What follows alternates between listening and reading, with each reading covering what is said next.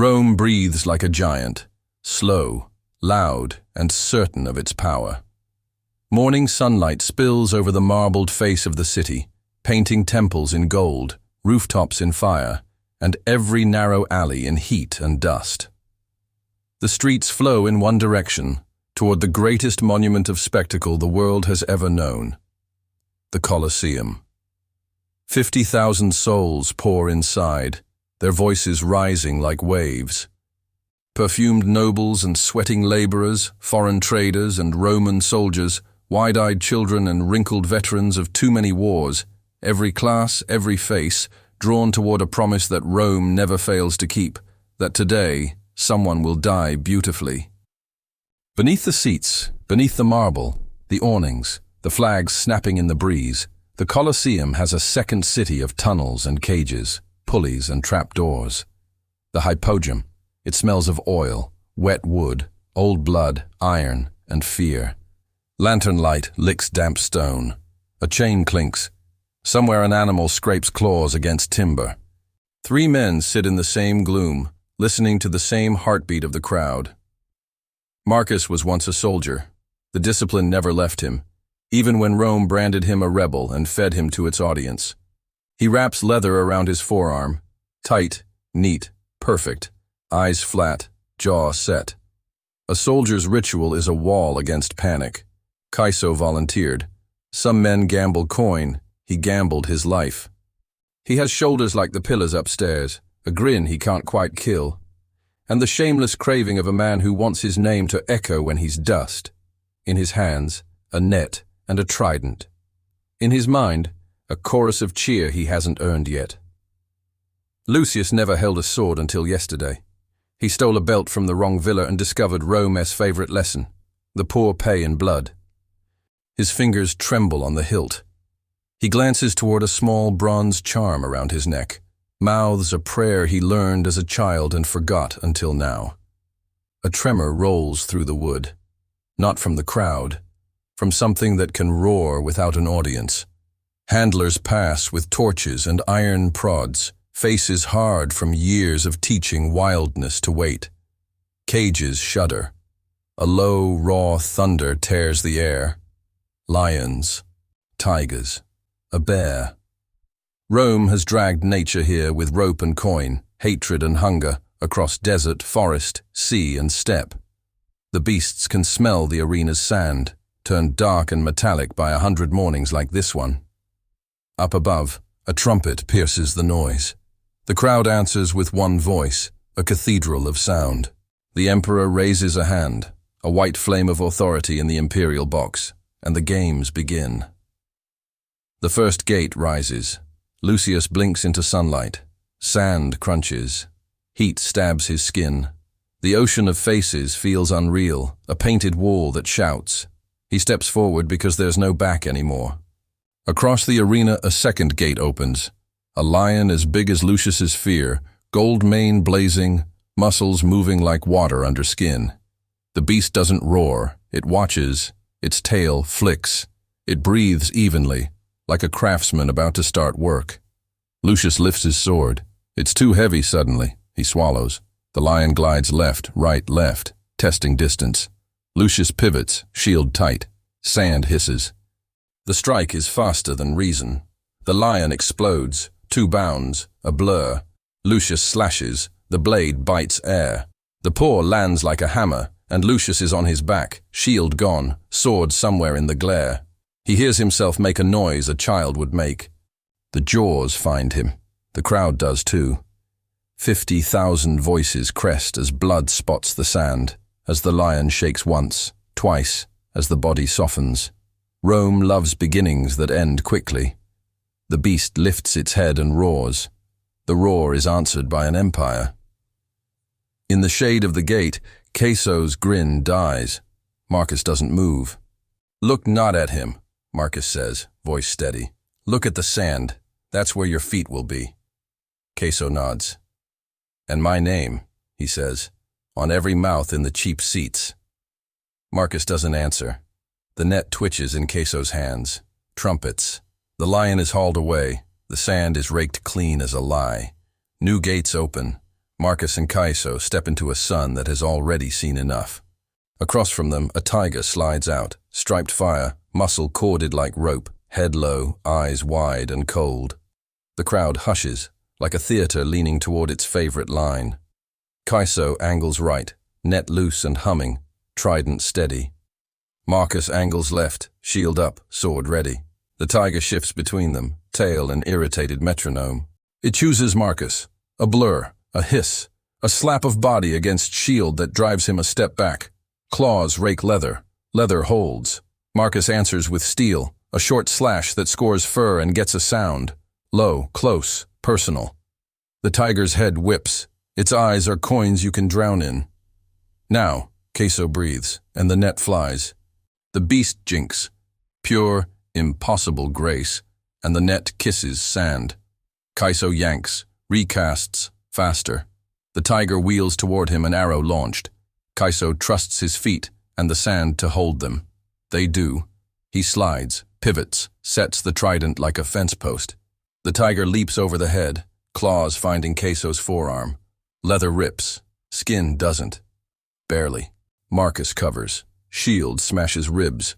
The tiger lands wrong, recovers right, coils, and for a strobe of time the three of them exist closer than brothers. Kaiso feints high with the trident. Marcus cuts low. The tiger springs to the feint, gives the cut its flank. The blade goes in half a hand. The tiger screams like steam from a furnace. Kaiso throws again. The net blossoms and lands, around shoulders, forelegs, head. The tiger convulses. The cords bite. Marcus doesn't think. Soldiers don't. He drives steel down, to the chest, through breath and bone. It takes a heartbeat that belongs to none of them. Then the weight goes slack. Kaiso's laughter arrives, small from the middle of all that cheering. He stumbles backward and pumps the trident once, twice. Marcus's shield sags, just an inch. The names come like rain. Marcus! Kaiso! Marcus! Kaiso! The Emperor tilts his head. One finger moves. The heralds bellow the victors' names. The crowd inhales them like smoke. Under the seats, between the cages, where sweat, prayer, and calculation meet, the trainers nod like men counting profit. Rome nicknames Kaiso the Fisher, and Marcus the Wall before they wipe the blood from their boots. But the day isn't done. The day is hungry. Handlers haul a new set of gates. 3 beasts lumber out. 2 lions and a bear as big as the word no. A rope chain tugs 5 condemned men into sunlight. Their wrists are shackled together, spears slapped into trembling fists. This isn't sport. This is the part of the show that tells the crowd the gods enjoy cruelty as much as they do. The lions split. The bear rears.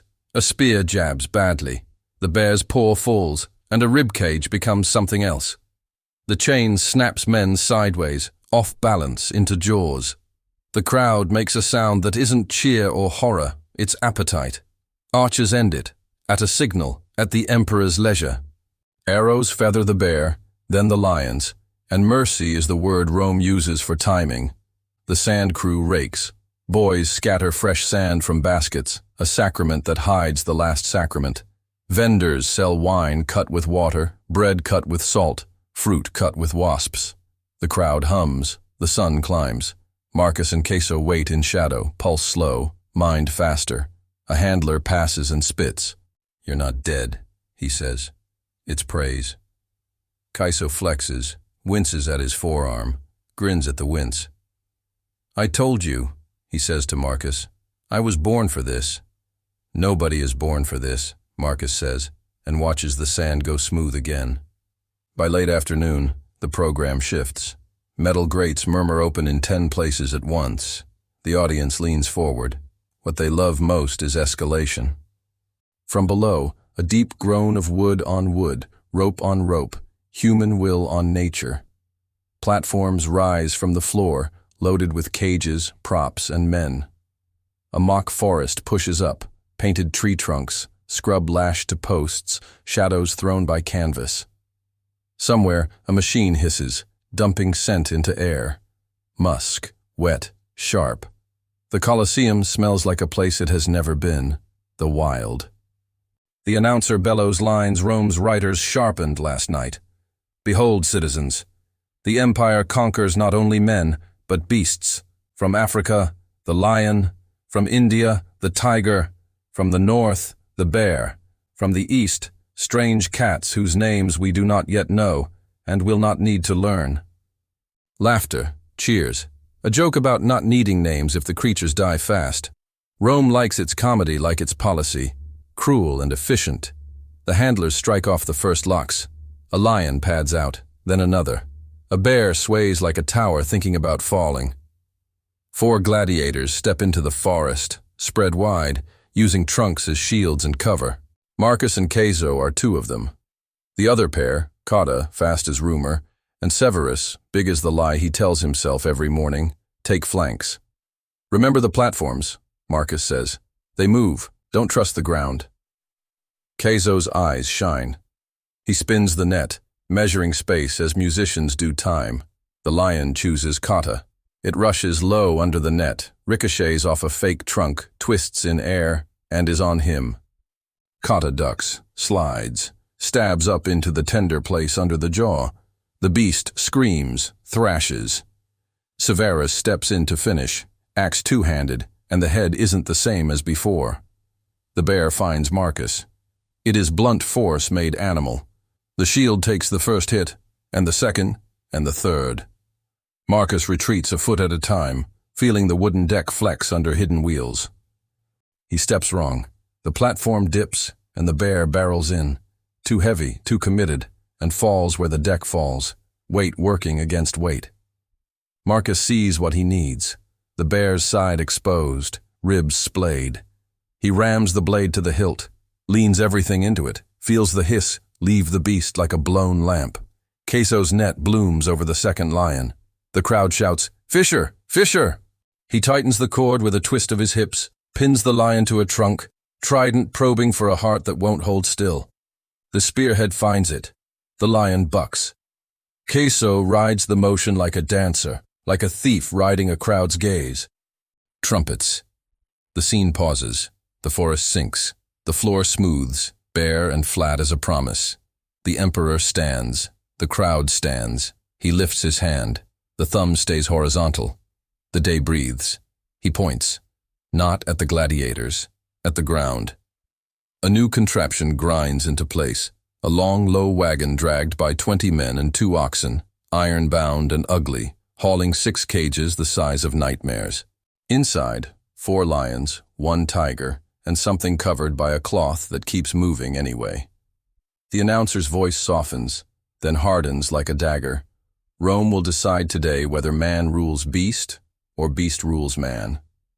The cloth is yanked. A panther, black as the space between stars, cold eyes like coins at the bottom of a well. The wagons stop. The locks come off. 6 beasts pour into light. The crowd stops being a crowd and becomes a storm. Marcus sets his shield and doesn't look away. Caeso lets the grin go and doesn't take it back. They don't speak. They don't need it. They move. Evening leans over Rome, but the Colosseum glows hotter than noon. The audience is drunk on spectacle. The emperor is pleased. The handlers are tired. The beasts that remain are angrier than anything that walks on 2 legs. The program for the second half is simple. More. More cages. More trick floors. More music. Louder. More fire. Because fire makes anything look like myth. And at last, the finale Rome has been whispering about for weeks. The hunt of the empire. A manufactured wilderness spanning the entire arena, a living map of conquered lands. And at its center, the largest release of predators ever attempted under a roof of sky. They build continents on sand. A rocky Africa of painted crags on one side. A jungled India of palm fronds and hanging vine on the other. A shadowy north of pine and rough stone at the top. Between them, 3 pathways twist and meet, choked with brush, designed to confuse both prey and predator. The noise dulls to a buzz. Even the drunks fall quiet. The announcer raises his arms, voice ringing like iron.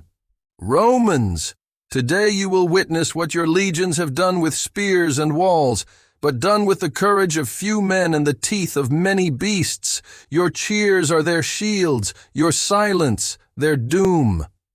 Silence, then. A chosen silence, Rome's most dangerous sound. Marcus stands with Caeso and 6 others at the Africa gate.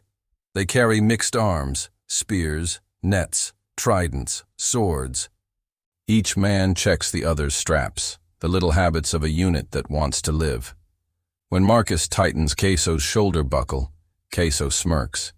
"If I die," Caeso says, light voice, heavy eyes, "tell the crowd I died smiling." "You'll die listening," Marcus says, "to me telling you where to put your feet." The first release is measured. 2 lions, a bear from the north gate, and, rarest of all, 2 tigers from the jungle gate. The crowd squeezes knuckles white. The beasts fan out, smelling the false forest, smelling the true fear. The hunt begins. It's not chaos, not yet. It's a chessboard with pieces that don't obey rules. The gladiators move as a line, spears outward, nets high. The lions test, feint, withdraw. The tigers don't. They dart, wicked speed, probing edges where a man's patience is thinner than his skin. The bear lumbers, swipes, breaks a trunk as if it's a reed. Caeso throws high to block a tiger's leap. The net slows it half a heartbeat. Marcus turns the shield into a wall that has teeth behind it. A spear takes the tiger in the side. A trident finishes what the spear starts. The bear charges and meets 3 points at once: stone, iron, and the stubborn refusal of men who won't fall backward. Slowly, terribly, weight beats will. The line breaks when a lion finds the seam between 2 men, Severus and Cotta again, because luck repeats, and so do mistakes. It gets in, and the scream that follows is small, too small for the scale of the theater, until the crowd makes it large. Marcus pulls them back by shouting names, by pointing, by not being afraid to turn and run when running gets you to a better place to stand. Caeso buys 3 breaths with an outrageous feint, stepping into a lion's face and jabbing the trident shallow, just enough to offend, to draw it toward him and away from the man behind him. A net drops. A blade decides. The lion's heart learns about Roman steel. The first wave ends because the second has to start. Music hits, a drum thunder that makes chests itch. Smoke rolls over the floor, hiding trap edges, making the trees look taller. The announcer names provinces like a priest naming gods. The emperor smiles, lazy cat smile, and for a second, Marcus wonders if somewhere behind that expression is a boy who once killed ants with a stick and liked it too much. Handlers pull pins. The India gate belches 2 more tigers. The north gives a mother bear and a younger male. The Africa answers with 3 lions, 1 old, 2 lean. The floor shakes, the stands shake, the day's spine cracks, and the last light spills out. Now it's chaos. The map of the world becomes a grinder. Men disappear into brush and come out changed, or don't come out. Beasts vanish and reappear elsewhere, as if the arena has doors only they can see. Marcus learns that the fake rocks are worse than real ones. They shift when you don't want them to, dig in when you need to move. Caeso saves a stranger's life, throws his net blind into a tangle because the scream sounded like a boy's, and the net lands on a tiger's head. The stranger lives long enough to say, "Thank you," with his eyes, and then dies a minute later under a bear he didn't hear. Marcus loses count. He keeps time a different way. How many breaths since the last order? How many heartbeats until the next ugly sound?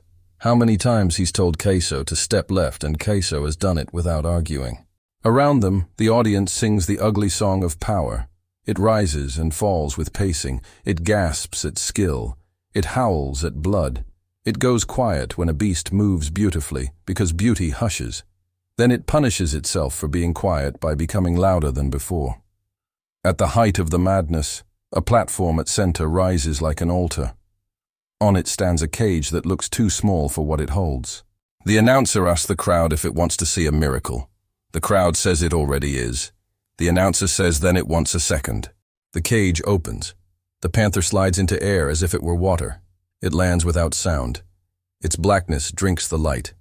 For a heartbeat, the entire arena belongs to it. Not to Rome, not to the emperor, not to the crowd. The hush is honest. It moves toward Marcus and Caeso. This fight is not like the others. It does not rush. It measures. It tests peripheral vision, patience, the small muscles of the ankle and the grip. Caeso tries to net. The panther flows around net like wind around a pillar.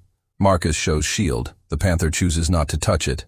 It prowls until the crowd grows impatient and then punishes the crowd for the impatience by exploding without warning. It goes at Caeso because Caeso wants to be seen. Caeso feints the feint, shows the trident, pulls it back, steps not away but sideways. The panther passes where he was and is not. Marcus takes the shoulder, a glancing blow, enough to tilt the cat. Caeso whips the butt of the trident into the skull, stun, not break. They circle.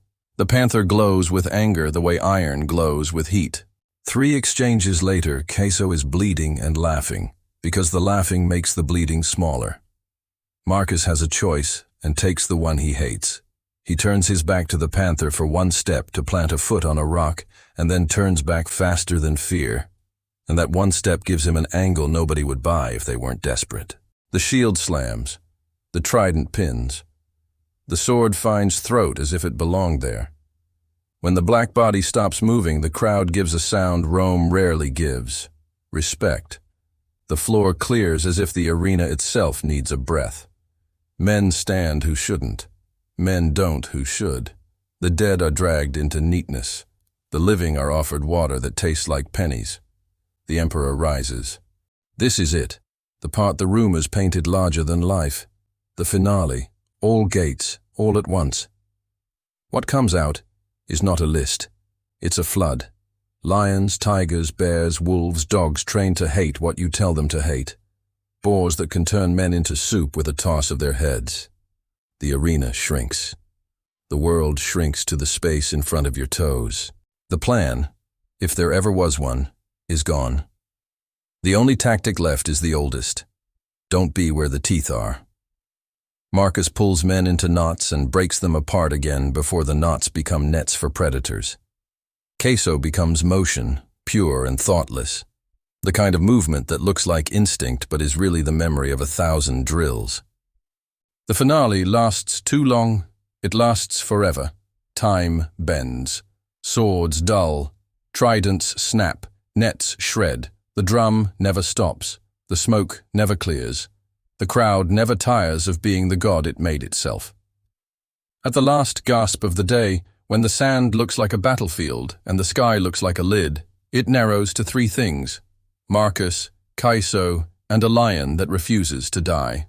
It is old and it is proud, and it hates them specifically for reasons that are fiction and therefore feel true.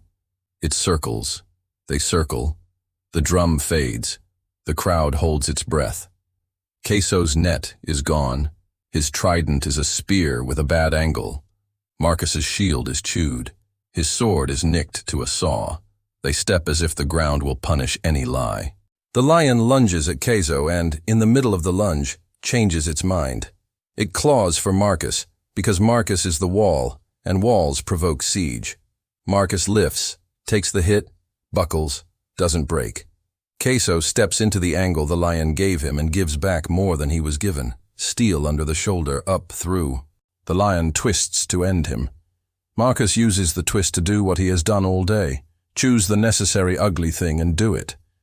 The sword goes in deep, where breath starts. The lion shudders. It stands too long. It falls the way towers fall. Slow, enormous, inevitable. Silence. Then the flood. Sound, light, bodies, Rome. The emperor lowers his hand, palm down, a benediction for survivors and a lid on the day. Marcus stands because he can. Caeso stands because he has to. They look at each other and share the smile men share when they outlived the story the crowd wanted. The announcer shouts names, the crowd repeats them. Marcus, Caeso, the wall, the fissure. The epithets stick the way blood does. They should be taken away then, fed, bound, oiled, stored like tools. Instead, the emperor does something odd. He signals the herald to ask the crowd a question Rome almost never asks. Mercy. The amphitheater considers. Shouts for life. Shouts for death. The thumb turns sideways, then up. Not for the beasts, for the men. For once, Rome chooses to clap for something that isn't dying. Down in the tunnels, when the cheering is stone again, Marcus sits. Caeso flops beside him, forearm bleeding again, grin drunken with exhaustion. You did well, Marcus says. I did wonderfully, Caeso says. Admit it. You did well, Marcus repeats, and they both laugh because laughter sounds like a language that isn't Latin or pain. Later, much later, Rome will forget almost all of their names. It will remember the machines, the tricks, the maps on sand. It will remember the way the panther moved because beauty outlives cruelty in memory, even if not in fact. It will remember that for an afternoon a city pretended the world was a game board and that men could be moved like pieces without breaking. But before forgetting, it will sleep thinking it has proven something, that it rules nature, that it rules death. It hasn't. It only rented both for a day, and the sand, patient as always, waits for morning.